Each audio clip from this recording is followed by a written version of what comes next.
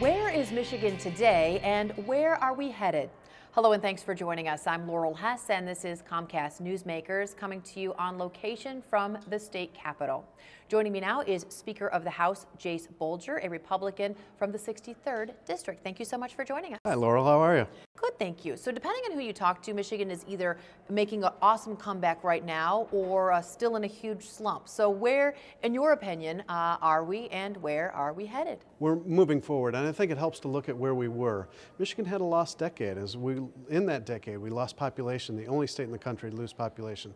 We lost jobs, almost 1 million jobs lost. And we had budget losses. We had budgets that weren't done, so we had government shutdown, but we also had mounting debt. We had annual deficits. Where we are today is improved.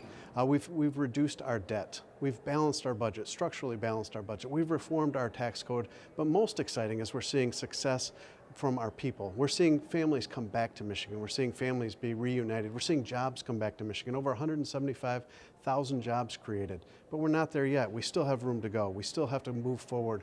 Good is not good enough. So while we're making progress, we still have a lot left to do. So it sounds like what you're saying is we're definitely on the right track. We are moving in the right direction, absolutely. But we can't let up. Our hardworking men and women get up every day. They work hard to provide for their family, and we need to be sure that our hard work here in the Capitol supports their efforts. So a lot of what was on the governor's agenda has been accomplished, and it's gotten us where we are today. So what do we do next? What are the next steps to make sure that that the success continues? Now, every politician or every elected official talks about jobs, but what's it mean to be pro-jobs? Well, to make Michigan a better place to find a job, we have to continue to make Michigan a better place to provide a job.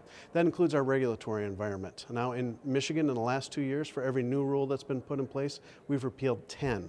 I always had the guideline that for the legislature ought to repeal 2 for every 1 new one. So we're on that right path. We need to continue that, but we also have to address long-standing issues like transportation, education, making sure especially that we focus on workforce development.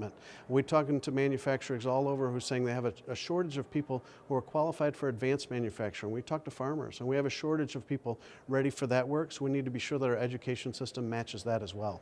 Is it all about jobs, or do we have to have better urban areas, nicer housing, other issues that will attract people to our state, or is it jobs, jobs, jobs? Well, I think our success as a state and our success in communities will come from our families' success. So certainly the first thing they look to is jobs. The first thing they look to is work opportunities. And that's why we saw so many people leave Michigan. That's why we saw so many families broken up as their kids left the state and took grandkids with them to look for that work. So we do need those opportunities here, but certainly it all comes together.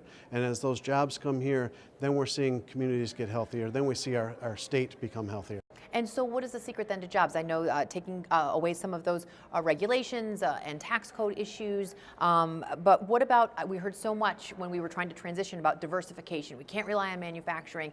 We're not going to be the Rust Belt anymore. Have we successfully done that? Was that part of the solution? No, I think we have to be careful with that because manufacturing is doing well here in Michigan, and we need to be sure that we're allowing a workforce to be developed for that. Now, we heard from everybody that everybody needs to go to college. Now, I hope every student who wants to go to college does go to college, but we also need to make sure that we're providing a path for those who don't want to go to college so they can find success in manufacturing.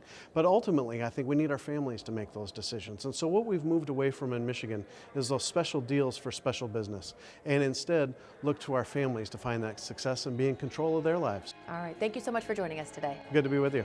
Today's Comcast Newsmaker was Speaker of the House, Jase Bolger.